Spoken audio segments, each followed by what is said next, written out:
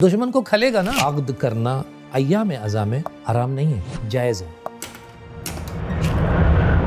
Clear ہونا چاہیے ہمارے لوگوں کے لیے، مومنین کے لیے یہ بات کہ شریعت کیا حکم دیتی ہے.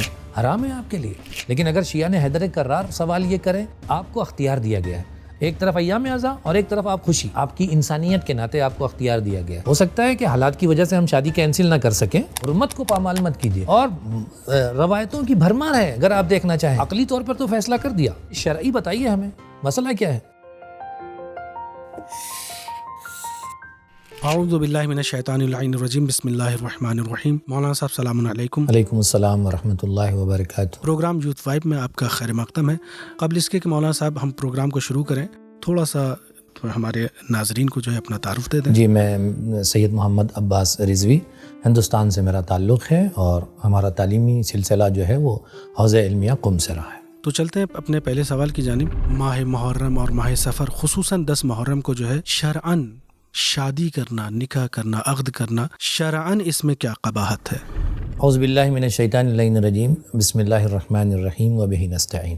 سوال کافی آپ کا اچھا ہے اور اس وقت معاشرے کی ضرورت ہے، میں یہ سمجھتا ہوں، لیکن جواب کو پہلے ایک چھوٹا سا مقدمہ پیش کر کے پھر جواب آپ کو دیتا ہوں انشاءاللہ. دیکھیے، شادی ایک ایسا عمل ہے کہ جس میں انسان خوشی کا اظہار کرتا ہے، اور یہ جو سلسلہ ہے ایام اعزاء کا، یہ غم کا ہے. تو خوشی اور غم ایک دوسرے کے اپوزٹ ہے، ایک ساتھ جمع نہیں ہو سکتے. آپ یہ کہیں کہ ہم تو صرف عقد کرتے ہیں اور خوشی نہیں مناتے، تو یہ ممکن نہیں ہے. کم سے کم جس کا عقد ہے وہ تو خوش ہے نا. یا یہ کہ کوئی خاص مسئلہ ہو، کسی کی گن پوائنٹ پہ شادی ہو رہی ہو، تو وہ ایک الگ مسئلہ ہے، ورنہ وہ خوش بھی ہے اور یہ بھی کہہ رہا ہے کہ ہم ایام اعزاء نبی کے نواسے کا غم بھی منا رہے ہیں. یہ دونوں ایک ساتھ ممکن نہیں ہے، یا خوشی منائے یا غم منائے. پیغمبر اکرم صلی اللہ علیہ وسلم جب خوش ہیں تو ہمیں خوش ہونا چاہیے، جب وہ مغموم ہے تو ہمیں بھی مغموم ہونا چاہیے. یہ معیار بنا کر ہم چلیں تو ہمیں کوئی مشکل نہیں ہوگی. ہمیں یہ دیکھنا ہے کہ پیغمبر ایام اعزاء میں خوش ہیں یا مغموم ہیں. تو پہلی روایت آپ دیکھیں کہ جبریل امین آئے اور خبر دی پیغمبر مغموم ہے، آنکھوں سے آنسو جاری. بلکہ پیغمبر نے لوگوں کو بھی وصیت کی امام حسین علیہ السلام کے بارے میں کہ جو ان پر مصیبتیں آئیں گی ان کے غم کو منایا جائے. تو اب یہ سوال ہوتا ہے کہ کیا پیغمبر اکرم نے منع کیا؟ یعنی شریعت اسلام نے عقد کرنے کو منع کیا. شریعت سے پہلے عقلی آتے ہیں. عقلی طور پر کیا جو انسان ایام غم میں ہے وہ اپنے یہاں شادی رکھ سکتا ہے؟ میں پہلے معاشرے کی مثال دیتا ہوں. ہم اور آپ آمنے سامنے رہتے ہیں، ہو سکتا ہے ہمارا اور آپ کا مذہب بھی ایک نہ ہو، لیکن سامنے والے گھر میں ایک 18 برس کے جوان کے لڑکے کی میت ہو گئی، موت ہو گئی. ہمارے یہاں خوشی ہے، کیا ہماری خوشی پہ اثر پڑے گا؟ ہو سکتا ہے کہ حالات کی وجہ سے ہم شادی کینسل نہ کر سکیں کیونکہ اہتمام ہوتے ہیں، لیکن وہ جو خوشی تھی صرف ایک پڑوسی کے ہونے کی وجہ سے، جو ہمارا ہم مذہب بھی نہیں تھا، انسانیت کے ناطے اثر انداز ہو جاتی ہے، احترام کی وجہ سے اثر انداز ہو جاتی ہے. پڑوسی چھوڑ دیجئے، ہمارا بھائی سامنے رہتا ہے، ہمارا رشتہ دار سامنے رہتا ہے. تو جیسے جیسے رشتہ مضبوط ہوتا جائے گا ویسے ویسے غم مضبوط ہوتا جائے گا. رشتہ دار ناطے دار چھوڑ دیجئے، ہم اس کی بات کر رہے ہیں جس پہ ہمارے ماں باپ فدا ہو جائیں. ہم کائنات کے رسول کی بات کر رہے ہیں، ہم وارث رسول کی بات کر رہے ہیں، ہم فرزند رسول کی بات کر رہے ہیں. ان کے گھر میں غم ہے تو کیسے ممکن ہے کہ ہمارے گھر میں شادی ہو جائے؟ روز محشر کیا آپ کی ملاقات رسول اکرم سے نہیں ہوگی؟ اور اگر ہوگی اور انہوں نے پوچھ لیا، اے میرے کلمہ پڑھنے والے، میرے نواسے کی شہادت کا دن تھا اور تو اپنے بیٹے یا بیٹی کی شادی میں خوشی منا رہا تھا، مشغول تھا، تو کیا جواب دے سکتے ہیں؟ آنکھیں ملا سکتے ہیں؟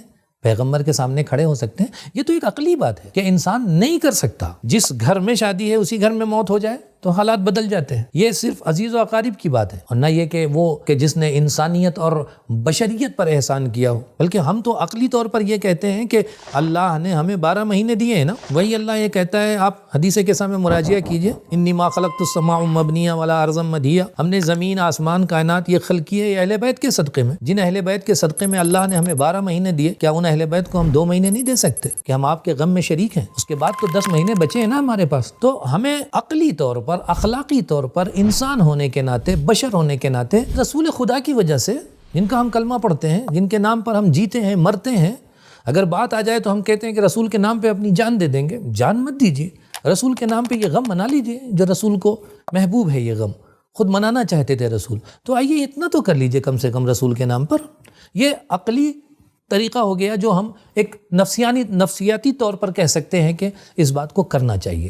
ٹھیک ہے مولانا صاحب، روز عاشور جو ہے شہادت کا دن ہے، روز عاشور غم کا دن ہے. ہم جو ہے اپنے آپ کو روکے رہیں گے، روز عاشور غم منائیں گے، غمگین رہیں گے، لیکن ہم 2 مہینے تک اپنے آپ کو کیوں روکے رہیں، اپنے آپ کو اس چیز کا کیوں پابند بنائے رہیں؟ 2 مہینہ لگاتار ہم روزے عاشور جو ہے اپنے آپ کو پابند کیے رہیں گے، لیکن 2 مہینے تک کا کیا مطلب ہے؟ دیکھیے بات یہ ہوتی ہے نا کہ شہادت ٹھیک ہے ایک دن ہوئی ہے، آئیے اسی شریعت سے لیتے ہیں نا، آئیے بارگاہ رسالت میں چل کے سوال کرتے ہیں کہ یا رسول اللہ حضرت خدیجہ کی وفات ہوئی ہے، حضرت ابو طالب کی وفات ہوئی ہے، 1 دن 2 دن، یہ 1 سال عام الحزن کیوں اعلان ہو رہا ہے؟ یا حضرت حمزہ پر شدت الظلم کی وجہ سے آپ کو سید الشہداء کہا گیا، ایک خاص اہتمام ہوا نا، رسول اللہ نے غم کا اہتمام 1 دن 2 دن نہیں، اچھے خاصے ایام تک غم کا اہتمام کیا حضرت حمزہ کے لیے، لوگوں کو بلایا کہ آ کے حمزہ کی قبر پر بیٹھ کر گریہ اور ماتم کرو۔ حضرت حمزہ پر شدت ظلم ہو جائے تو کائنات کا رسول چند ایام تک غم منا کر کے یہ بتا رہا ہے کہ سنت یہ ہے کہ جب اس طرح کی شخصیتیں جن کا دار و مدار دین پر ہو دنیا سے جائیں تو ایک طولانی مدت تک ان کا غم منایا جائے۔ یا خود کائنات کا رسول اس دنیا سے جاتا ہے اس بیٹی کے لیے جس کے لیے رسول خود کہہ کے گئے کہ یہ بضعۃ منی، میرا جز ہے، اس نے دیکھی جب تک زندہ رہیں وہ غم منایا، وہ گریا، جہاں یہاں تک کہ وہ شکایتیں کہ یا رات میں رو لیا کریں یا دن میں، پھر جا کر کے وہ بیت الاحزان کی تعمیر ہوتی ہے، بیت الحزن کی، وہاں جا کر کے جناب سیدہ کا گریہ کرنا اور ماتم کرنا، اور یہ ہمارے پاس شریعت سے دلیلیں ہیں کہ ہم ایک طولانی مدت تک کر سکتے ہیں۔ یہ میں نے کائنات کے رسول کی بات کی امت مسلمہ کے لیے، لیکن اگر شیعہ حیدر کرار سوال یہ کریں تو آئیے اٹھا کر کے دیکھیے ائمہ کی تاریخ میں امام سجاد علیہ السلام، امام محمد باقر علیہ السلام نے ایک طولانی مدت تک اہتمام کیا ایام عزا کا، اور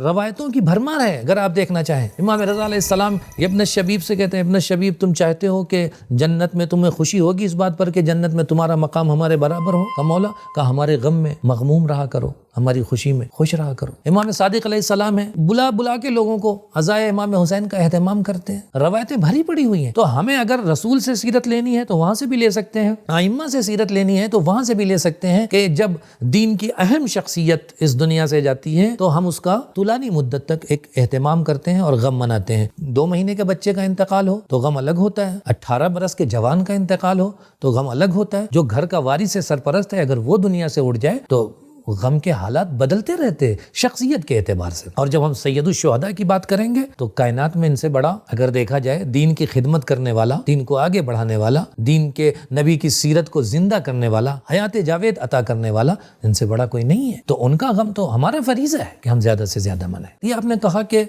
شہادت تو 1 دن ہے، بھائی ایک شخص کی شہادت تو نہیں ہے نا۔ آپ اگر روز عاشور کی بات کر رہے ہیں تو وہاں صرف 18 بنی ہاشم بھی نہیں ہے، اصحاب ہیں، انصار ہیں، تو ان تمام لوگوں کی شہادت پر ہم صرف 1 دن، آپ ہمارے ایام عزا کو اٹھا کے دیکھیے تو اگر جس کو یہ اعتراض ہے میں اس سے یہ سوال کرتا ہوں کہ اٹھا کے تو دیکھیے، مناسبتیں ہوتی ہیں۔ 1 محرم سے 4 محرم تک ہم اصحاب و انصار کی گفتگو کرتے ہیں جبکہ ان کی تعداد بہت زیادہ ہے، ہم نے تو خود بھی شارٹ کیا ہوا ہے۔ اس کے بعد ہم بنی ہاشم کا ذکر کرتے ہیں، اور جب عاشور تمام ہو گئی، سب شہید ہو گئے، تو ہمارے ہاں ظلم رکا تو نہیں نا۔ 11 محرم کو اہل حرم کو اسیر کر لیا جاتا ہے، اور اسیر کر کے کربلا سے کوفہ اور کوفے سے شام پھرایا جاتا ہے۔ تو جو یہ ہمارے غم کا جو سلسلہ آگے بڑھتا ہے یہ مناسبتوں سے بڑھتا ہے۔ پھر امام سجاد کی شہادت آتی ہے، پھر اس طرح سے جو قید خانے میں جناب سکینہ کی شہادت ہوتی ہے۔ ان تمام ایام کو جو ہے ہم نے مناسبتوں کے اعتبار سے یہ منایا ہے، اور اگر ہم اظہار محبت کرنا چاہیں تو شاید یہ 2 مہینے بھی ہمارے لیے کم ہیں، منانا چاہیے ہمیں، اور یہ ہمارا فریضہ ہوتا ہے کہ اظہار محبت کے تحت ہم 2 مہینے میں پرہیز کر لیں، باقی 10 مہینے ہمارے ہیں، جتنا چاہیں خوشی منائیں، جو چاہیں وہ کریں۔ مولانا صاحب وہ سوال اپنی جگہ پہ باقی رہ گیا، شریعت اس عمل کو جائز قرار دیتی ہے؟ آج کے زمانے میں اگر دیکھا جائے تو علماء موجود ہیں، علماء اسلام ہیں، مراجع کرام ہیں، وہ سب جو ہے اس بارے میں کیا فتویٰ دیتے ہیں؟ یعنی کلیئر ہونا چاہیے ہمارے لوگوں کے لیے، مومنین کے لیے یہ بات کہ شریعت کیا حکم دیتی ہے اور مراجع کرام کا کیا فتویٰ ہے۔ بہت ہی خوبصورت سوال کیا آپ نے، اور سچ پوچھیے تو اس سوال کی یہیں پر جگہ تھی، اور جو آپ نے بہترین طریقے سے کر کے اس سوال کی اہمیت کو بڑھا دیا۔ ہم نے عقلی طور پر تو فیصلہ کر دیا، لیکن ہماری امت تو ہم سے سوال کر رہی کہ شرعی بتائیے ہمیں مسئلہ کیا ہے۔ عقد کرنا ایام عزا میں بے نفس ہی، خود عقد حرام نہیں ہے، جائز ہے، آپ کو اختیار دیا گیا ہے، آپ کی انسانیت کے ناطے آپ کو اختیار دیا گیا ہے، اختیار دے کر کے آپ کی محبت کی آزمائش ہے۔ فی نفس ہی عقد کرنا حرام نہیں ہے، لیکن ضمنی طور پر آئیے، آپ کے سوال میں آپ نے کہا کہ مراجع کرام کیا کہتے ہیں، جائز ہے یا ناجائز ہے؟ آئیے آیت اللہ سیستانی یا آیت اللہ خامنائی جن کی تقلید اس وقت معاشرے میں الحمدللہ ہو رہی ہے، یہ 2 شخصیتیں میں ان کی مثال دیتا ہوں، تو انہوں نے یہی جواب دیا، کہا دیکھو ایام اعضاء میں عقد کرنا بے نفس سے ہی حرام نہیں ہے، لیکن اگر یہ عقد ان ایام کی حرمت کو پامال کر رہا ہو تو جائز نہیں ہے، جائز نہیں ہے، جائز نہیں ہے۔ کیوں؟ اس لیے کہ ان ایام کی حرمت کو پامال کر رہا ہے، ایک طرح سے اس مقدس ایام کی توہین ہو رہی ہے، ایک طرف ایام اعضاء اور ایک طرف آپ خوشی، تو ایام اعضاء کی حرمت پامال ہونے کی وجہ سے عقد کو جائز قرار نہیں دیتے آیت اللہ سستانی اور آیت اللہ خامنئی ان ایام اعضاء میں۔ دیکھیے اب اس کی میں ایک مثال سے واضح کرتا ہوں، ماہ مبارک رمضان میں جو مسافر ہے اس کے اوپر روزہ نہیں ہے، کھا پی سکتا ہے نا، جائز ہے، لیکن شریعت یہ کہتی ہے کہ گھر میں بیٹھ کے کھاؤ، شاہراہ پر، عمومی جگہوں پر، عام جگہوں پر آ کر کے مت کھاؤ کہ میں تو مسافر ہوں، یہاں بھی کھاؤں گا وہاں بھی کھاؤں گا، ایسا مت کرو۔ کیوں نہیں کھا سکتا؟ اس لیے نہیں کھا سکتا کہ ماہ مبارک رمضان کی حرمت پامال ہو رہی ہے، حرمت کو پامال مت کیجیے۔